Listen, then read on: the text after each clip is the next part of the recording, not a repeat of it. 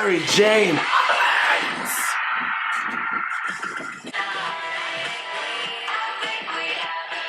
Whew, wow, it's been a minute, eh? Hey guys, welcome back to season 2. Come with me, let's talk about the lost city of Atlantis. Why does my laptop decide to update now? Grab a drink. This is juice. Really good juice. I don't know if, I mean, I guess you could say it on YouTube. Who cares? Okay, guys, I had COVID or something for 2 weeks, so I meant to do this video a while ago, but I was in the hospital for a kidney stone. I don't recommend having one. And then immediately after that I got COVID, so I've been like down and out for 3 weeks. I'm starting to feel better, so we're back into this. The juice is probably not helping the cold, but no one here to tell me otherwise.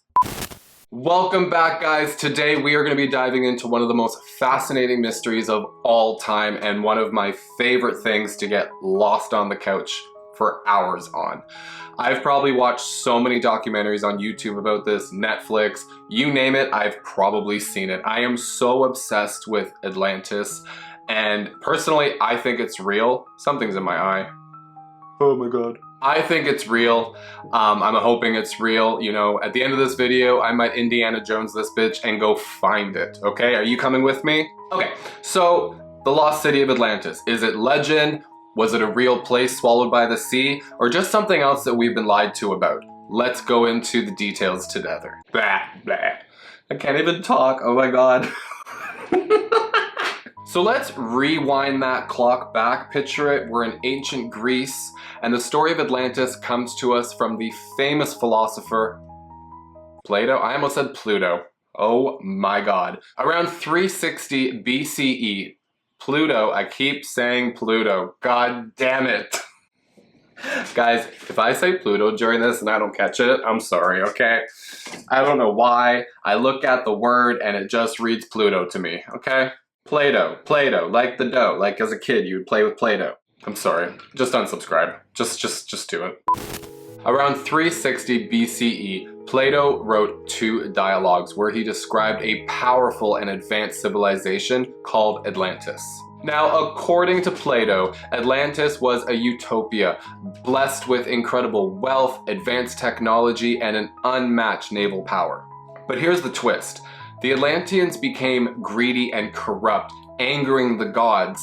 As punishment, the gods supposedly sank the city into the ocean in a single day and night. Plato's description of Atlantis is incredibly detailed. He writes that the city was larger than Libya and Asia combined, filled with incredible palaces, temples, and infrastructure far ahead of its time. He even mentions an advanced irrigation system and an army with over 10,000 chariots. But was Plato's Atlantis a historical account, or simply a story to convey moral and political lessons? That very question has puzzled historians and philosophers for centuries.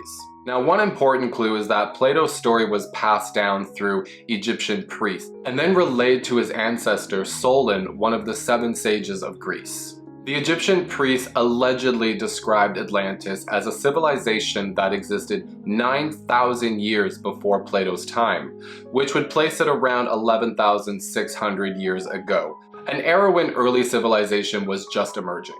Now, Atlantis is deeply tied to Greek mythology, especially the god Poseidon. According to Plato, Poseidon, the god of sea, created Atlantis for his lover Cleo. He built her a magnificent palace at the center of the island, surrounded by concentric rings of water and land. And Poseidon and Cleo's descendants ruled Atlantis for generations. Poseidon's role in the myth does add an interesting layer. In Greek mythology, Poseidon represents the power of the sea, earthquakes, and storms, all natural forces that could destroy an entire civilization. It's also worth noting that Greek mythology is filled with tales of advanced civilizations and catastrophic events. For example, the story of the Great War between Titans and Olympians, this echoes themes of destruction and rebirth. Atlantis may have been inspired by similar mythological cycles. And interestingly, Atlantis also shares similarities between other ancient myths worldwide. For example, the Hindu legend of Dwarka describes a magnificent city submerged by the sea, while Native American myths speak of land swallowed by floods. Perhaps these parallel stories suggest a shared memory of ancient disasters. Let's dive into the most exciting part here, the possible location of Atlantis. While the exact location of Atlantis does remain a mystery, there are several compelling theories based on Plato's descriptions and historical evidence. One of the most popular theories place Atlantis near the island of Santorini, also known as Thera in Greece. In ancient times, Santorini was the home of the Minoan civilization, one of the most advanced societies during the Bronze Age. Around 1600 BCE, a massive volcano eruption devastated the island, causing tsunamis and widespread destruction. This catastrophic event could have inspired the story of Atlantis. But why Santorini? Well, the Minoans were known for their sophisticated architecture, plumbing, and trade networks. They had vibrant palaces such as the one at Knossos, which some believe resemble Plato's description of Atlantis. The volcanic eruption on Santorini was so massive that it reshaped the island's geography and likely led to the collapse of the Minoan civilization. Another widely discussed location is the Strait of Gibraltar, near the so-called Pillars of Hercules, which Plato mentioned in his writings. There's also the Azores, a group of islands in the Atlantic Ocean. Some believe that these islands are the remnants of a sunken landmass. The Azores' underwater volcanic activity and unique formations make this theory particularly interesting. Other theories also point to places like the Caribbean, Antarctica, and even the Sahara Desert. Ancient maps and satellite imagery have revealed surprising evidence of lost civilizations in these areas, some leading to speculate that Atlantis could have been located there. For instance, the Richat structure, also known as the Eye of the Sahara, has concentric rings resembling Plato's description of Atlantis. From a scientific perspective, the search for Atlantis raises fascinating questions about ancient history, geology, and human imagination, while others suggest it might just be a composite of real historical events and locations. For example, the idea of a city sinking into the sea could just be linked to real-world phenomena like earthquakes, tsunamis, and rising sea levels. These events have caused entire settlements just to vanish, such as the ancient city of Helike in Greece, which was destroyed by an earthquake and submerged in 373 BCE. Similarly, the eruption of Mount Vesuvius in 79 CE buried Pompeii in volcanic ash, preserving it for centuries.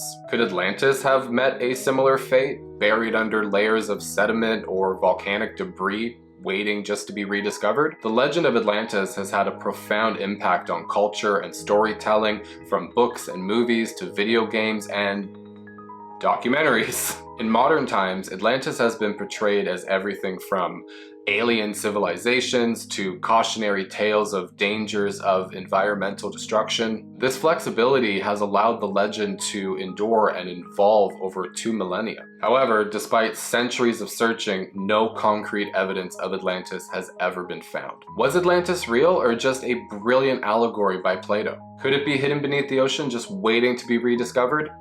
I guess time will tell. What do you guys think? So anyways guys, I hope you enjoyed this video. I hope you learned something. I love taking a topic that I don't know much about, doing the research and learning so much about it, and then sharing it with you guys. I apologize if my pronunciation was a little off. Thank you, pronouncenames.com. I hope I didn't butcher it, but I hope you had fun. Please subscribe. You know, we really want to grow the channel so I can do a lot more with you guys. There's a lot more coming for season 2, obviously. But if you haven't check out some of my other videos. Maybe you'll learn something. We got a lot of fun stuff on the channel. Crime investigations, paranormal investigations, failed cooking attempts. There's something on there for everybody. But anyways, I will see you guys on the flip side. Until then, take care. Bye.